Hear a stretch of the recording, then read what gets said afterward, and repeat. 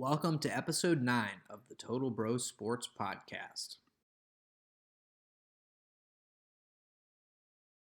Oh well, today for our news on TotalBroSports, the Eagles purposely tanking to get the 6th overall pick. Von Miller hoping for a miscarriage with his former girlfriend. And Black Monday, Jets fire Adam Gase, Chargers fire Anthony Lynn, and the Jaguars finally fire Doug Marrone. And the first week of the playoffs, the wildcard kicks off with 6 teams trying to go to the divisional round. Kai, kick it off with Scorigami. This is the Scorigami alert, and for the first Scorigami of 2021, we have the Bills beating the Dolphins 56-26, the first time that this has ever happened. On to 5-minute fire. With Fitzmagic out, Tua could not do anything as he got sacked so much. The Dolphins' defense couldn't stop anything. They couldn't stop a fly. They couldn't stop Stephon Diggs at most as they were blown out, and they missed the playoffs. They missed the playoffs and lose 56-26. Ravens at Bengals. With nothing to play for, the Bengals left nothing on the field, mustering a measly 3 points for the entire game. Action Jackson blew through the Bengals secondary for 3 touchdowns, while Brandon Allen played like a quarterback who should be benched for Ryan Finley. Ravens obliterate the Bengals 38-3. Steelers-Browns. Big Ben Roethlisberger out. Myles Garrett punching bag Rudolph in. Despite leading 24-16 toward the end of the fourth quarter, Pittsburgh roared to life and nearly stole the playoffs and the game from these Browns. Rudolph to Claypool for the 2-point try. Pass fails incomplete. Browns win 24-22. Vikings at Lions. Vikings, Lions, oh my. Despite the fact that both teams had nothing to play for, both teams treated viewers to a scoring extravaganza that saw the team score a combined 72 points. Kirk Cousins played like his usual self. He defeated a team with a losing record, throwing for 405 yards and 3 touchdowns. The Lions' offense could not keep up. Vikings edge out the Lions 37-35. Jets at Patriots. Both starting quarterbacks in this game may have played their final games for their respective teams. Cam Newton, the Patriots took care of the Jets and end their 2-game win streak. The Adam Gase era is officially over for the Jets as they lose to the Pats 28-14. Cowboys at Giants to see who can win the NFC East if Philadelphia beats Washington. Need some help. The Giants up 23-19, even though it was stupid that Mike McCarthy didn't throw the challenge flag on a drop pass. But Andy Red Rifle Dalton does not want to make the playoffs. He throws it up into the end zone, and it gets picked. Falcons at Bucks. Despite a close game at the end of the third quarter, the Bucks steamrolled the Falcons in the fourth, outscoring the Falcons 21-7. Brady played like a Madden cheat code, tossing 4 touchdowns and throwing for 399 yards and 1 pick. Bucks win 44-27. Packers at Bears. Bears defense was terrible, letting Devontae Adams score anything at his will. Having a good game, Mitch Trubisky sucks, throwing the ball badly, and they lose 35-16, going 8-8, but they barely sneak into the playoffs. Raiders at Broncos. With both teams have nothing to play for, viewers are treated to another battle for a higher draft pick. Broncos rode a rally into the fourth quarter, but ultimately could not starve off Chucky and the Raiders. Raiders win 32-31. Jaguars at Colts. Jonathan Taylor continued to make his case as the best rookie running back this season, rushing for 253 yards and 2 touchdowns against the NFL's worst team, the Jaguars. Jags fans are more focused on the upcoming draft, where they have the first overall pick. Colts win 28-14. Chargers at Chiefs. While the Chiefs resting their starters, Justin Herbinator was plumbing them to the ground like a settler, throwing 3 touchdowns and winning 38-21, but still gives their coach the boot after a 7-9 record. Cardinals at Rams. With Kyler Murray dealing with a bad ankle and Jared Goff out for thumb surgery, the Cardinals vs. Rams was the battle of the backup quarterbacks. Canadian quarterback legend Chris Trevor helped the Cardinals jump out to an early lead, but AAF legend John Wolford had other plans. Like a wolf in sheep's clothing, Wolford pawed the Cardinals secondary right out of the air. Rams win 18-7. Seahawks at 49ers. Seahawks down 16-6. And they realize they do not want to fall to the 49ers. they come back with Russell Wilson running for his life and goes to his go-to guys, Lockett and Metcalf, to win 26-23. They take the NFC's best. Saints at Panthers. Despite having all their running backs out, the Saints took care of their division rivals, Carolina. Drew Brees played in possibly his last game in the NFL as he's considering retirement. The Saints secure the number 2 seed in the NFC, winning 33-7. Titans at Texans. The Titans squeaked by the Texans in a thriller on Sunday and clinched the division. Despite a great performance from Deshaun Watson, who led the league in passing this year, the Titans kicked a field goal that bounced off the post and in as time expired to win 41-38. Football team at Eagles. With everything to play for, the football team took the field against the Eagles. A tight game from the start. Both teams looked like they were going to run away with it at one point or another. However, the fourth quarter saw Doug Peterson convert his team into full tank mode as he swapped Jalen Hurts for Nate Slips-in-Mudfield.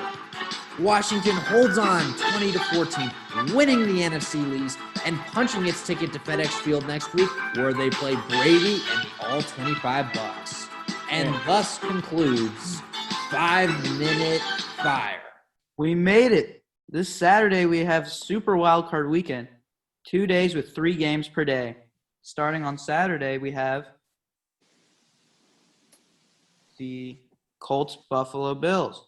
The 7-seed Indianapolis Colts, the Bills host the 7-seed Colts as Josh Allen tries to continue his very impressive season. What do you guys think about this one? Ooh, Colts versus Bills. Okay, I know the Colts have a great defense. They've been shutting down opposing offenses all season. I don't know. I think the Bills' offense are just too overpowered. No, the Bills have the best offense in the league behind the Packers. They're OP. And Diggs is on fire, and so is Josh Allen. I don't think they're going to stop them. They're going to win 31-23. I'd say Bills win. Bills win. Yeah, I don't know. Yeah, I just don't think that Phillip Rivers is going to take these Colts any farther than he took. He's such a regular season quarterback. Yeah, he's a regular season quarterback. I just don't see him winning in this game. Yeah, I'm going to have to go with the Bills. What score you predict? I don't know, maybe 24-17. Oh, I predicted 31-23. Yeah, I think the Bills definitely hit 30 in this game. Yeah, it's tough when he's just leading the league in receiving yards this year, and Josh Allen's looked like possibly the third best quarterback in the league. So I definitely think the Bills will take care of this one at home. He has been the best quarterback since Jim Kelly on the Bills. No, and he seems like he actually cares about being a quarterback, unlike some other people who we won't name because we're moving on from. Yeah, he took time this offseason to improve his throwing mechanics. I don't see him running around like a madman anymore, so it looks like he's invested in his long-term health. Bills are going to roll by these Colts. God, what do you predict who will win? Yeah, I'm going to go Bills 35-27. Oh, same scores, same gap as me. Yeah. All right. The second game of the day, number 6 seed Rams at number 3 seed Seahawks. I think the Seahawks are going to win. They beat them once. It hurt them mentally, and it's going to be at their home field. And that's the 12th man. I think the Seahawks are going to win. They have 2 good wide receivers, and they have really good. Chris Carson is a great back. And on defense, they're somewhat slow, but they have Jamal Adams, who is a captain. He is a wrecking force. He will make sure Robert Woods and Cooper Kupp go nowhere.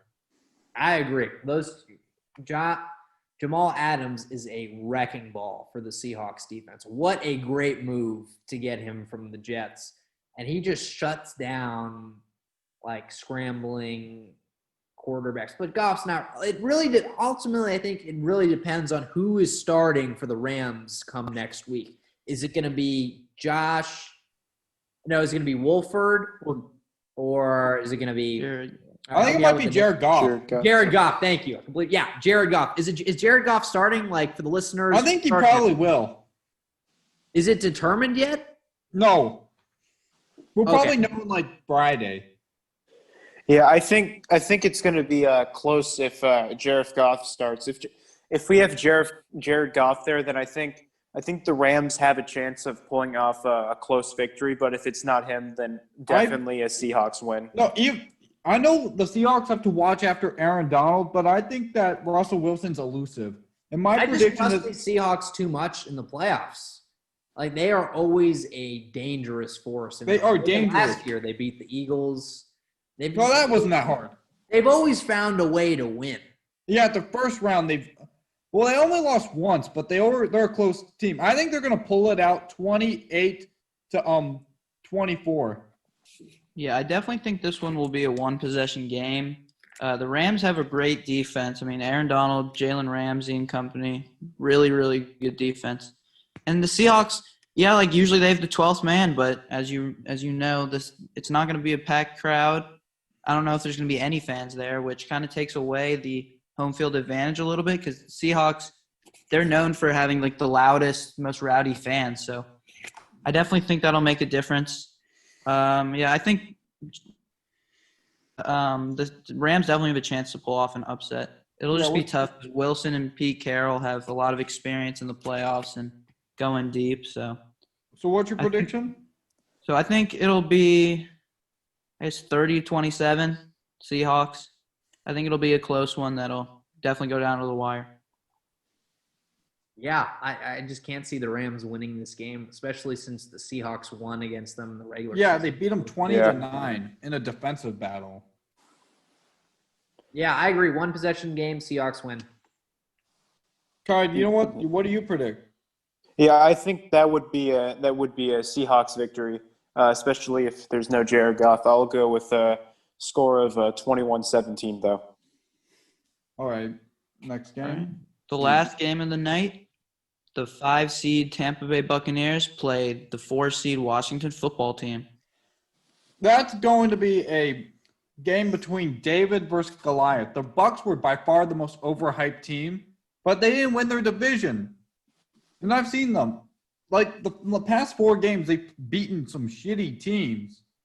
Like the Falcons, the Lions, the Vikings. They can't beat winning teams, for crying out loud. Kirk Cousins. But I do believe they are better than the football team because the football team's not great on offense. I personally believe the Bucs will win 27-17. Yeah, I know. Since being a football team, I hate to hear those words, but you're right about that. The football team's offense is like molasses. And when they do get stuff going, it's either late in the third or early in the fourth. And their defense bails them out. The football team is not made to play from behind. So I definitely see the Bucs winning this game, especially with the high-powered offense. Yeah, and their defense will really have to. Their defense has been bailing them out like when they win. But the Bucs actually have a sneaky good defense as well. But the football team's defense statistically better. I know, but the Bucs have a more than competent defense, so that's going to keep an already struggling Alex Smith in check. Yeah. What do you guys think about quarterback situation for next week? Should they start Smith? Should they start? I think they should because of the analytics. They should. I think if they actually want a chance, they should start Smith and hope that he achieves his incredibly low ceiling. Yeah, well, Alex Smith, like when he's starting, they're 11-5. When he's not, they're 6-26. Okay, so then here, let me pose to you guys a question this way: why don't they do kind of like a Miami model where they start Smith, and if he struggles, you throw in Heineke in a relief role? I think that's actually what they possibly should do. Yeah, that might not be a bad option to go for that. Or maybe you could have Heineke like come in like intermittently because he has a speed factor that, unfortunately for Smith, due to the 17 leg surgeries, just doesn't have anymore. Yeah. I think I feel like I feel more comfortable with Alex Smith back there than Heineke, but yeah, if Smith is like struggling mightily, then they might have to because it might be their last chance. But generally, I think they should stick with Alex Smith. And, I mean, he's definitely looked better than Haskins and Heineke this year. I mean, Alex Smith still is a solid quarterback. They're 5-1 when he starts. I know, but I don't think he's looked that much better than Heineke. Like, when I saw Heineke play against the Panthers, of course it is the Panthers, he looked pretty good. Like, he moved the offense well, and he practically scored 2 touchdowns. Yeah, I mean, Yeah, but it would be a risk, though, because this would be Taylor Heineke's ultimate test against a team that's actually good. A real Like, team. you don't throw him in as the starter. I'm just saying, throw him in kind of in like a Taysom Hill type. Yeah. Or as a Ryan Fitzmagic, one of those two. Because Heineke is going to give them, and it's also going to put less pressure on Alex Smith's calf, which we could easily see most recently he was definitely having pain with. Yeah. Yeah, for sure. Yeah. Although despite that, I still think the Buccaneers are going to win. What's the prediction? Actually, I believe that FedEx Field is cursed for quarterbacks. Brady's going down. Brady is going down, and because history repeats itself, I predict that John Bostic will take him down. All right, let's not be predicting injuries here. Okay, what's your prediction of the score, Kai? All right, I don't think that's going to happen actually, but I think most likely scenario is going to be Bucks win. Let's go. Yeah, 31-17. Why not? Yeah, that seems reasonable. I'm going to go Bucks win 24-10. I say Washington doesn't get too much going on offense because, I mean, a lot of their games have been pretty low scoring anyways, so I definitely expect a pretty low scoring game here. Okay, so let's move on. I know we have to have some disagreement among this bunch. I know the odds are very long, but I think football team wins this game. I think on the heels of a strong defensive performance from Chase Young and an intermittent playing of Taylor Heineke, they will eke this game out 28-24. Oh, Interesting. I don't know. Oh, Here we go. I think the football team has a playoff win in them. They've come too far. Their coach is recovering from cancer. Alex Smith is back from the dead. Like, come on. This is too good. I think they have a playoff win in them. I could see that because after all, the last team that got in with a losing record did win a playoff game. Yeah, like Panthers with Ron Rivera. Jack, why don't you remind the listeners what team was the last team that Washington beat in the playoffs? Oh, the Buccaneers in 2006. Oh, okay. So here we go. This game is ripe for an upset. So there you go. You heard it here first. 28-24. Washington football team is going to advance to the next round. Okay. The ultimate redemption arc. Yeah, I hope. It makes you feel good if you see Alex Smith win. Yeah, 100%. I definitely see an upset is possible. The only way that's possible, I think, is if it's a low-scoring game. They have to shut down Brady first off because they can't shut down Tom Brady. I don't think there's any way that Washington wins this game. And, I mean, Jack Del Rio needs to know what to do. Yeah. I mean, the Bucs have won 4 straight. Brady's looked good lately. He struggled earlier in the year, but he's kind of come back and has looked really good lately. Yeah, when he's not playing shitty teams, he sometimes struggles. Yeah, I think you have to shut them down in the first half. Yeah, frustrating. I think Washington is a second half team. So if they shut down the Bucs offense in the first half and build like a 7-point lead, I think they can hold them off. Oh yeah, they can. They'll definitely win if they're up 10 points or more. Yeah. Yeah, I think if we're thinking long term, this is probably going to be like that first playoff appearance where they get a taste of it, and then a few years down the road they'll actually get a little further. Oh, here we go. Guys, speaking of rotating quarterbacks, I just pulled up ESPN, and lo and behold, the top headline on the Washington feed page, or on the Tampa Bay feed page, is Washington football team's Rivera is mulling rotating quarterbacks in playoff game. Oh. Yeah, that's a new meaning for the phrase quarterback carousel. Yes. All right. Well, that's all the games on Saturday. Luckily, we have 3 more games on Sunday. The first one, number 5 seed, Baltimore Ravens at the Tennessee Titans. What do you guys think about this one? Rematch of No, the Titans are going to win. No, they're not. Yeah, they will.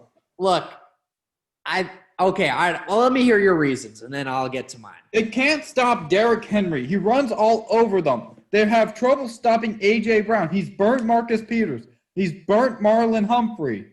And they know how to contain Lamar Jackson, make him a pocket passer, which he's not. And they know what to do. Like, I've seen Lamar Jackson. When he played against Tennessee last year, they would put a robber on him, and they would stop him at the line of scrimmage. He'd try to throw it. It would be either picked or incomplete. And you'd be very uncomfortable. They're going to blitz him, and he's not great at blitzing, at being blitzed. He always throws it away or gets sacked. No, having looked at that game, the Titans game, the reason that the Titans won is they shut down that run game early for the Ravens, and that just derailed the entire plan because then the Ravens were forced to throw it where they're not as strong. They were playing from behind. The Tennessee was controlling large swaths of the clock because of Derrick Henry. So the thing here is that the Ravens' rushing attack is pretty strong at the moment. They've gotten back to what they did during the MVP campaign. They have a new shifty running back in J.K. Dobbins to complement Gus Edwards, who's gotten more involved in the passing game. Mark Ingram is back from injury, and Lamar Jackson is just playing like the Lamar of 2019. Yeah, so I think Ravens have learned from their mistakes. They're going to pull a Packers, and they're just going to control this game from the get-go. They're going to jump out to an early lead and then use that run game to eat up the clock. And then, as a result, the Titans are not going to be able to go to the Derrick Henry game because they're going to be down multiple touchdowns and have to throw it. So I think Ravens are winning this game. Yeah, I'm gonna go with Ravens as well. I'm going with the Titans.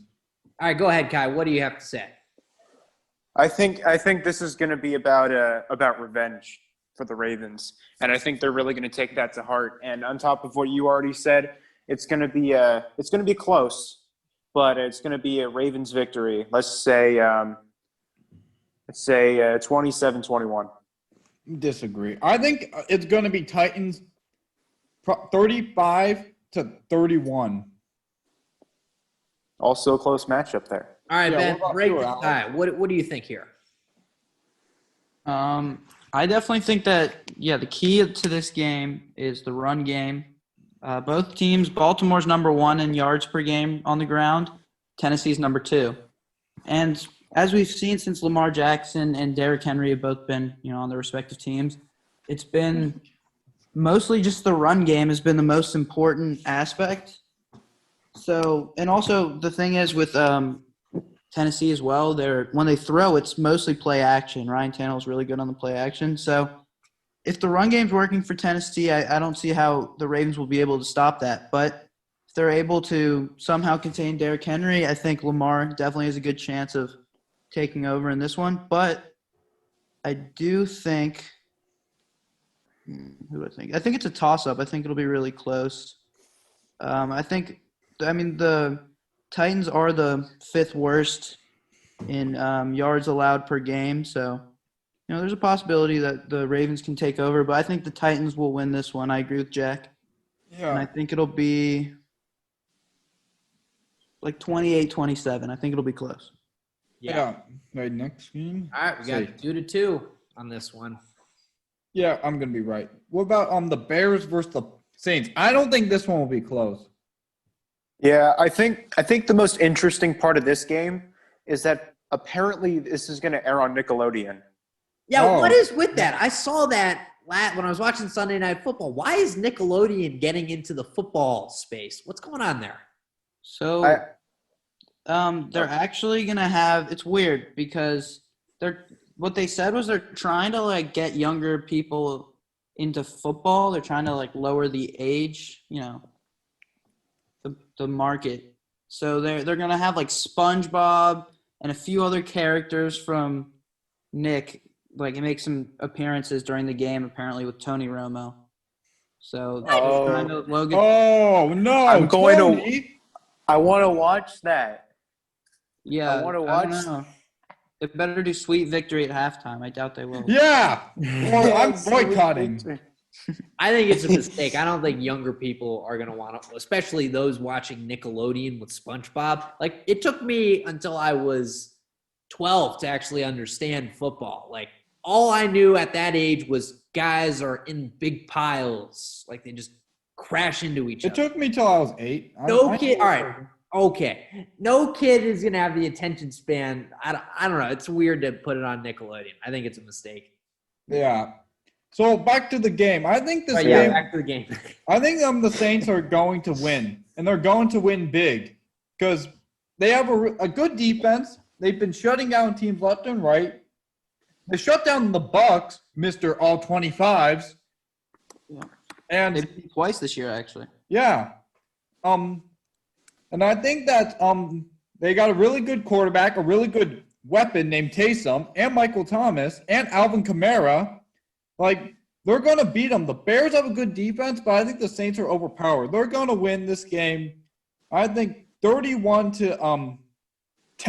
It's not going to be close. 31-10, huh? Yeah. Oh my gosh. Yeah. I want the Bears to win this game, like with my heart, but then my brain is saying that the Saints are going to just absolutely demolish the Bears because the Bears offer a great redemption story for Mitch. And he lost his job to Big Dick Nick, but then he came off the bench and he actually won some games after getting demolished by the Packers. He rebounded. Yeah. He's starting to look like he's a capable QB. He's not going to be a starter, but at least he's a backup. I want this redemption arc because Mitch has actually responded well. He didn't just pout on the bench like other quarterbacks do. He actually responded well. But at the same time, I feel like he just makes too many mistakes. But go ahead, Kai. Yeah, the problem is, he led to some wins, sure, but then he had to play a real team. Yeah, they got demolished. Yeah, he did have – exactly. He had to play a real team. Yeah, that was the problem there. Yeah, definitely a Saints win. And for this one, I'm actually going to go with a scoregami prediction, 29-8. Ooh. That score's never happened. I think I have a feeling. 29 coming from? Did someone miss an extra point? 29. I guess that's where it's going to come from. Or maybe 3 field goals after 2 field goals, 2 touchdowns, something weird like that. Yeah. I think. Yeah, you're right. If we're looking at the Bears' schedule, the 3 wins came against the 3 wins of late came against the Texans, the Vikings, and the Jaguars. All shitty teams. Look, and he even lost to the Lions. So I don't know. Come on. Oh, yeah, that was a fumbled snap. And they lost to the Vikings a few weeks earlier. Yeah. So it's not like they've been dominating them. But I think the Saints will definitely take care of business here. My prediction, 37-17 Saints. Yeah, Saints are taking care of business. Will Taysom Hill make more of an appearance this game? Yes. I think even Jameis Winston might. Famous? Yeah. He got in last Famous game. James. But I think – I don't know because there's always that worry, though, when you put Taysom Hill out there because he's technically the backup quarterback as well. And Drew Brees is right at the end of his career, so one hit definitely could take him out, and you don't want to risk having Taysom Hill get hurt as well. So I don't know if we'll see too much of him. I definitely think he'll be a factor, though. Yeah, I think so. What about next? The last game of the night? Yeah, last game. Number 6 seed Cleveland Browns at number 3 seed Pittsburgh Steelers. I believe the Steelers are going to win. They're going to win. This is going to be close, but I think they'll win 27-20. All right, why? The Steelers have a good defense, but they did lose Bud Dupree. But T.J. Watt, Minka Fitzpatrick, Joe Hayden, I think, and their offense is pretty good. They have Deontay Johnson. When he catches, he's pretty fast. Drop it. And they have James Conner in the backfield. He is really good. They have and they also have Juju. He's pretty good. Eric Ebron, when he catches, he actually shows a lot of promise. And James Washington's an underrated wide receiver. And I think the biggest problem with the Browns is Baker can be inconsistent. He throws a lot of off his back foot and he forces a lot of passes. And I personally believe that since all they have really to worry about is Chubb, Hunt, and Landry. And if they shut those three down, I think it'll be a long day for like Baker Mayfield. And I think the Steelers' offense is good. They average like 28 points a game, and I think they can squeak this one out. Also, keep in mind, I think the Browns are going to be without their coach. Yeah, and him too. Wait, what's going on? Explain to the listeners. What's going on with that over there? Oh, so like some of their players and coaches of the Browns have COVID now, so they're going to be out for this game. Yeah, and I think what it said was their interim coach is going to be the special teams coordinator. Interesting. Oh, that's good. Okay, now that throws this whole thing into that changes the entire situation. All right. Yeah. After hearing that, I'm going Steelers. Because Kevin Stefanski has been the rock of this team. He's kept them in it. He's coached them to the playoffs. Possible coach of the year. Exactly. Yeah. I don't know. I think with Mike Tomlin, you got a capable offense with the Steelers, strong defense. And if they frustrate the Browns offense early, which I think they will, Browns are not in this game. Yeah, I agree with you. It's interesting because the Steelers, like, it's hard because they started off 11-0. I know they didn't have a great schedule. Like, they had one of the easier schedules in the league, but they started off 11-0 and then ended up losing 3 straight. So, I mean, they honestly haven't been that great lately. I mean, I know Ben Roethlisberger didn't play last week, but they did lose to the Browns this past week. But I think, the Steelers winning this one. And, like Jack said earlier, or whatever his name is, Baker Mayfield, he is incredibly inconsistent. Like, he lit up Washington. He lit up the Titans. He lit up a few teams this year. But then there's games like against the Raiders. He just threw for 122 yards. I mean, and I think the Steelers offense will contain Baker, especially with this interesting coaching situation. So I'll go Steelers 35-24. No cooking for Baker this weekend. I agree. Yeah. I don't know. Like these are the Steelers. I can't really. This should be it should be a no-brainer at this point because Cleveland has no Cleveland's coach is a special teams coach now, but this is the team that started out 11-0 and lost 4 of their last 5 games, including against the Browns. So I can't really say I trust them too much to hold on to this game for the entire way through. I don't know. I think when you look at that losing streak, it was just, as Ben mentioned earlier in this conversation, just the drops. Just too many drops from Steelers receivers. It looked like they had butter on their hands. I don't know what they were doing. And I think it was also Juju just messing with the whole Juju before the game, the magic. Like dancing on other teams' logos, can't do it, and mess with them. It was a nice wake-up call. Wake-up call, yeah. And it looks like the Steelers have gotten better with that. Maybe they put some stickum on their gloves. But ultimately, Browns without the captain of their playoff ship, I don't know, I think Mike Tomlin just provides more experience. He's going to lead this team. I just don't see the Browns winning this game. I don't know. I think I could see the Browns winning, just barely winning this. Let's say 30-28. I think they have a lot to play for too, because this is the first time in nearly 20 years that they're back in the postseason. They have something to prove after the last 2 years from that 0-16 season. Yeah, I think they'll want to prove themselves as contenders, especially against a divisional rival. Thank you for listening to the Total Bro Sports Podcast.